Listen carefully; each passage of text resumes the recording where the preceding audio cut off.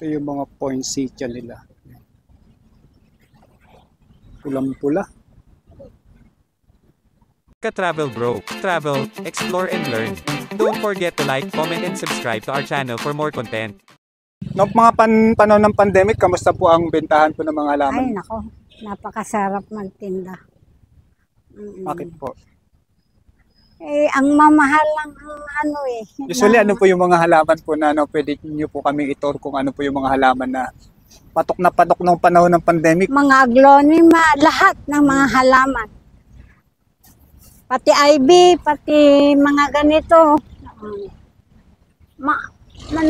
Naibibenta namin. Yung mga halaman na yan.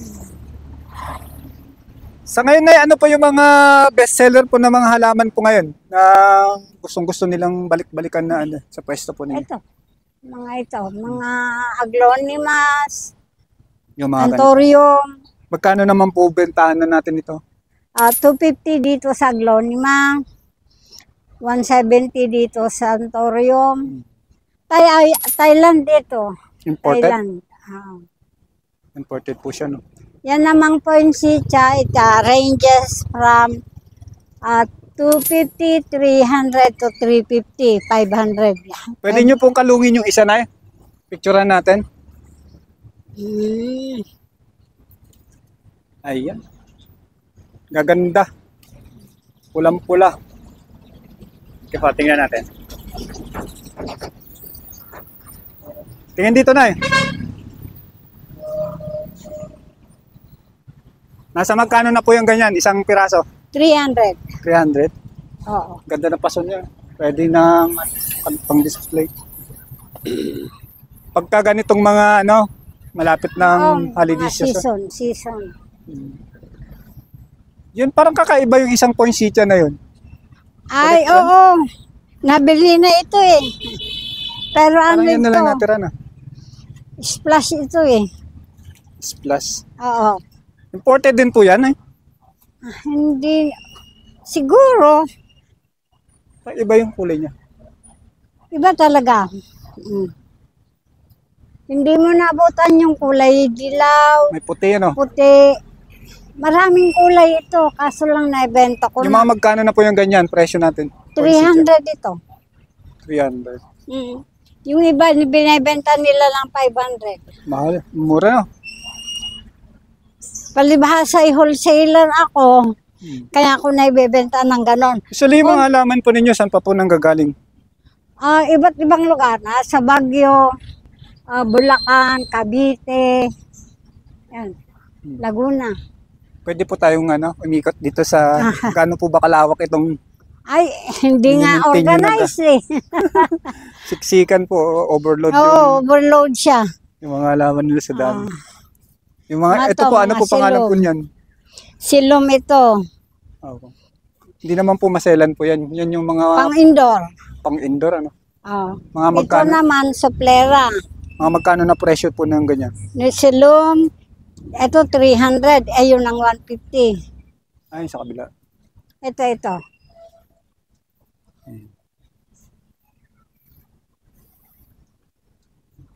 Iba-iba. Malalaki na kasi yan eh. Kanya mas mahal. Ang ganda na. 150 ito. Pwede nyo pong isa-isahin yung mga pangalan. Ito, burritos. Burritos. Oo. Pagkano naman po si burritos na 250? 250. Oo, Nakahang talaga. makapal. Oo. Pero hindi po siya matakaw sa tubig yan. Cactus ito eh. Cactus po yan. Hindi pwedeng dilig ng dilig kasi malulusaw. Actually, mga bromeliad dyan, meron pa. Yun. Mga anong season po na nag-inang bromeliad? Iba-ibang klase rin. Hindi ko alam kasi kapag may makursonadahan ako, binibili ko. Ito naman, mga vertical pots. Vertical pots. Ito, rosal. Dwarf rosal. Ano po bulaklak niyan? Puti. Rosal. Ay, yung puti din. Di ba wala po bang yelo na? Ay, wala. Wala ako nila. Tinatawag din yata itong money plant din po ba yun? Ito. Ang mangit lang. Yung mga rubber tree, ito merong maganda dito yun. Ayan. Dote. Dote. Dote. Mga magkano po yung ganyan dote? May 150, 200. Ito yung nauuso pang isa. Yung snake plant ngayon. Snake plant, Oh. ito, ano yun? Golden flames. Golden flames. Oo. Mga magkano na po yung 350. 350? Wholesale na yun ay? Mga Ay, oo. Mahal yan. Maabot pa ng 500 yan. 500. Pero sa akin, hanggang 350 lang ako. Ito rin nauuso rin yung ito dati. Oo. Hanggang ngayon pa rin. Oo. Ano po pangalan yun? Kasi lumalaki yan eh. Tingnan mo yung malaki yan doon. Pang indoor 1,000. ano? Oo. Ayun. Mga magkano po benta natin? 1,000. 2K? 1K. Ay, 1K. Ito, Black Tingnan na. Sisi. Ayun. Ito nga. Pink Princess ito. Mga magkano po yun? Ito, 250. Ito naman, Bilite. Kabisado nyo lahat ng pangalan. Oo, ito, Jose Buno. Ano yung mga classification ng alos magkakamag-anak din? Philodendron. Polydendron. Pati ito, variegated siya. Oo. Variegated na ito, Burmark. Yan yung mga mapipiling pang indoor. Ano? Ay, oo. Yan yung may, Ano pa po? may Sobrang lawak itong garden nyo na. maluwang ito hanggang doon. Kaya kaso lang, hindi organized. Mga gustong bumili ng iba't ibang klase ng halaman. Ito yung mga rubber tree. Ayan. Rubber Mga panahon tree, ng pandemic. ito yung, Ruby Bellis, Mga magkano po ang benta natin sa ganyan. 300. Ito namang isa, black. Black Ito, Burgundy. Ay, burgundy. Oo. Ito yung,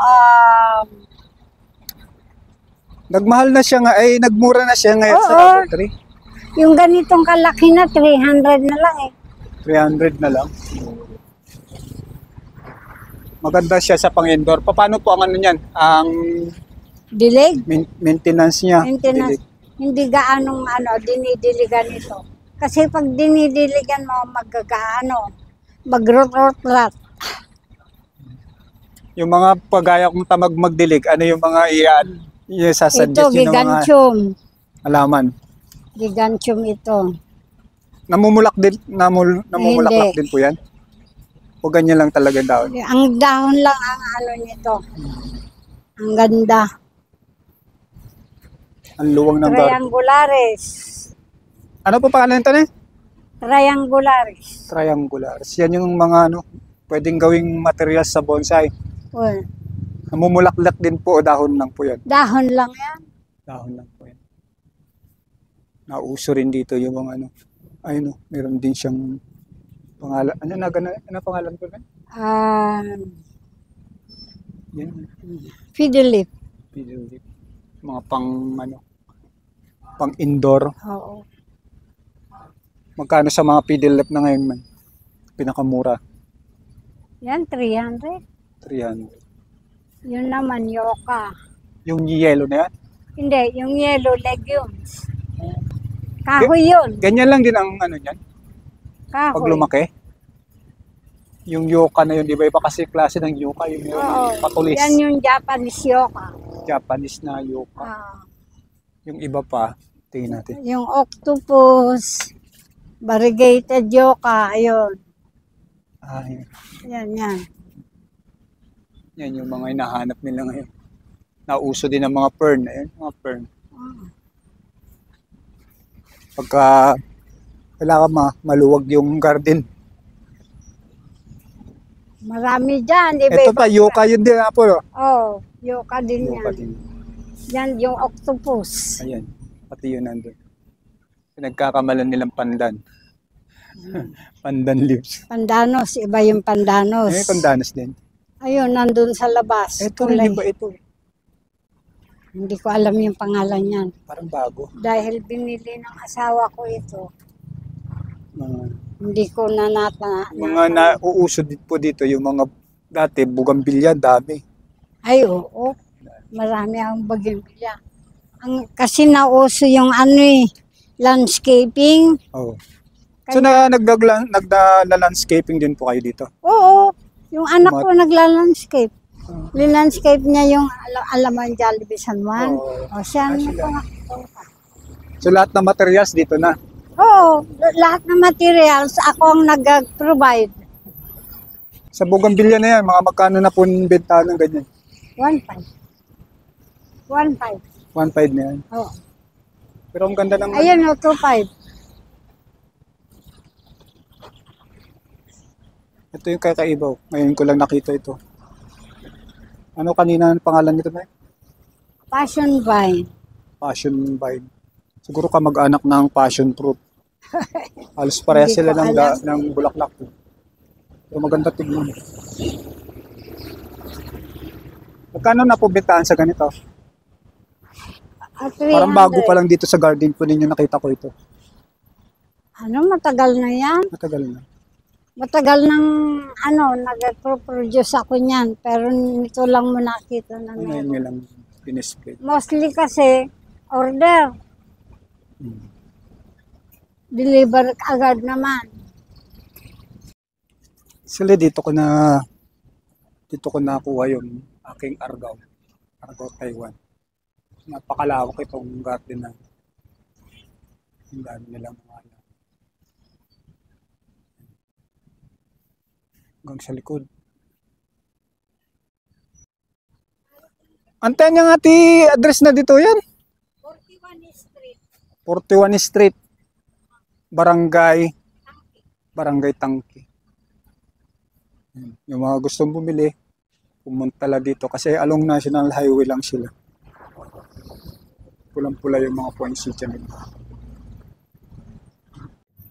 Darating sa mga December 7, marami niya. Oo, pag ang holiday.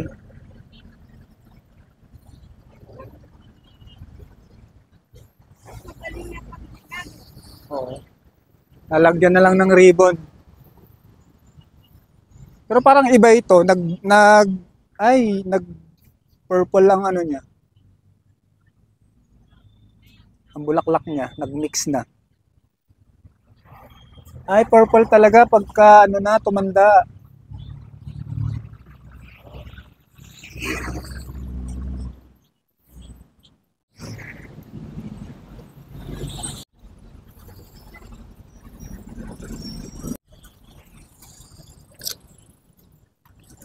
Labinya.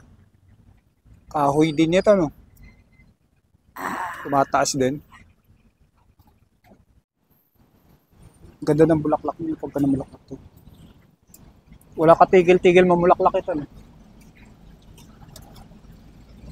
Tsaka ito. Ito siya.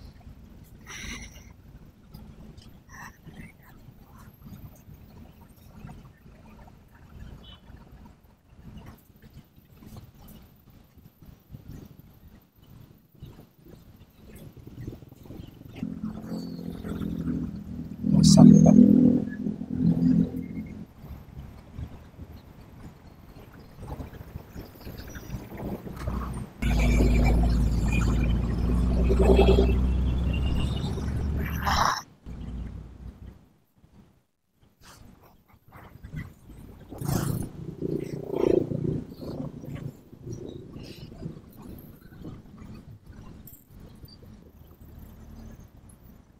Ayan niya, meron akong bibili ng alas 4.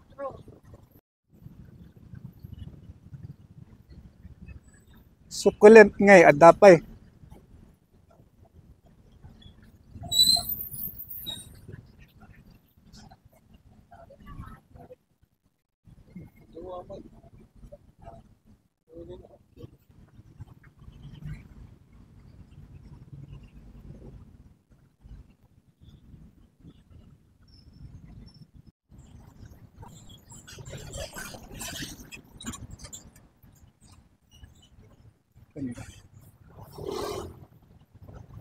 Ito, ang benta nila dito, 220. Yung yellow,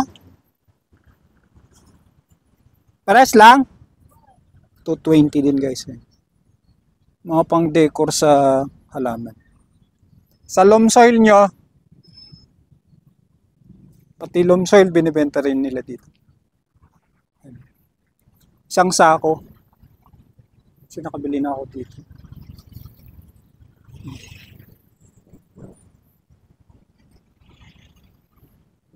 Yan yung Thai bamboo nila. 350 yan isa.